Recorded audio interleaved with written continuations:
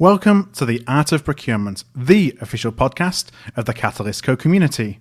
And our purpose is to enhance the impact of procurement by elevating the discussion one conversation at a time. Here at Art of Procurement, Catalysts come together every single week to share their challenges, ideas, successes, and perspectives on the business of procurement.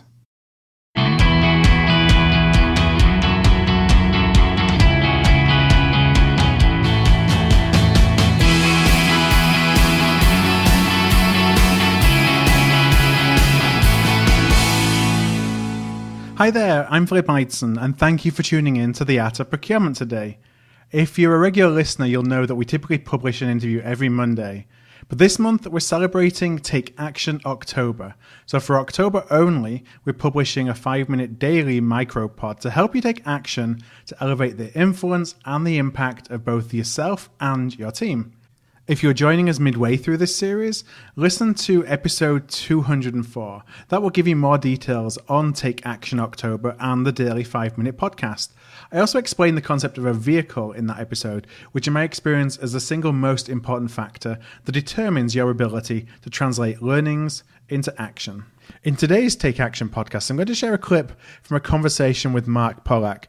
Mark is the Chief Strategy and Operations Officer for SIG, the sourcing industry group. And Mark's enjoyed a career in the learning and development space, and he came to SIG originally to head up their SIG University offering.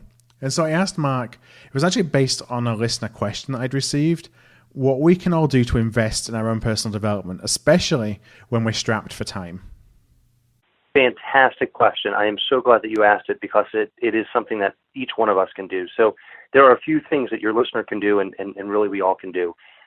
Make sure he is reading a book a month. Mm-hmm. That's an investment of 15 to 20 minutes per day. In 15 or 20 minutes per day, you could have one book per month read. And make sure these books are not just about procurement, but about business, innovation, creativity, other areas of focus. And in this way, he and others can relate those findings into your current role. So that's the first thing. Second thing is teach. When he teaches others, he's going to learn. So find opportunities. If he's been in the role for a while and there are areas that he feels like he's an expert, find ways to teach others, and he'll learn through that process. All of us will learn by teaching. It's fantastic. Number 3. Become a mentor for somebody. Right. I'm a true believer that people are going to bring problems to you as a mentor, and you'll help them work through those problems. You'll help them get creative. They'll bring ideas to the table. By mentoring somebody, you're also learning. I'd say next, find a mentor. Mm-hmm. I truly believe that you should always have a mentor and be mentoring. So if you don't have a mentor, if he doesn't have a mentor, go find one. Whether it's in his market, outside his market, maybe he makes a connection on LinkedIn, but find somebody out there that you can give ideas to, that you can share information with. Next, I'd say be active in social media. Yeah. Follow the most brilliant people on Twitter. They're probably following the most brilliant people, and you're going to come across amazing articles and case studies and things that are happening in different parts of the world, in different businesses, and you'll be able to bring those ideas back to your own job, and that's a huge deal. Yeah.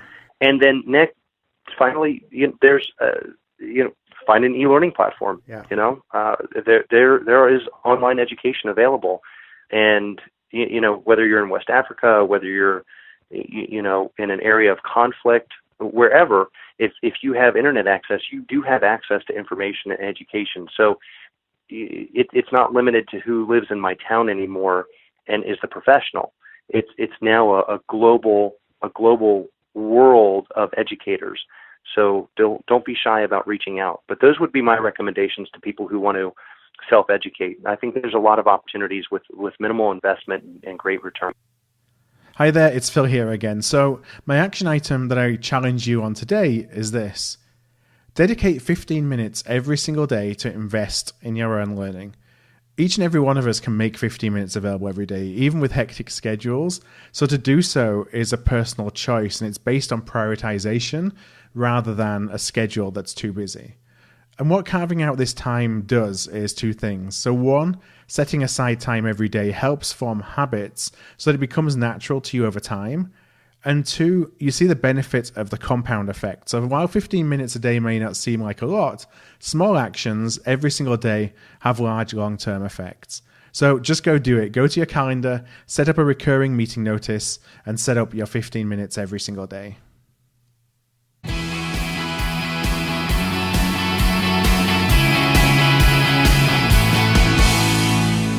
Thanks for joining me for this special Take Action October podcast from the Art of Procurement.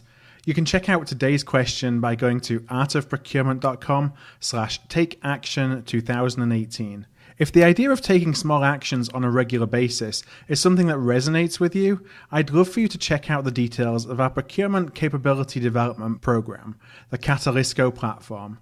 The Catalysco platform translates dots into lines. So taking individual pieces of learning, insight, validation, and inspiration and connecting them to coordinated strategies and actions, that's really important, that elevate your influence and your impact.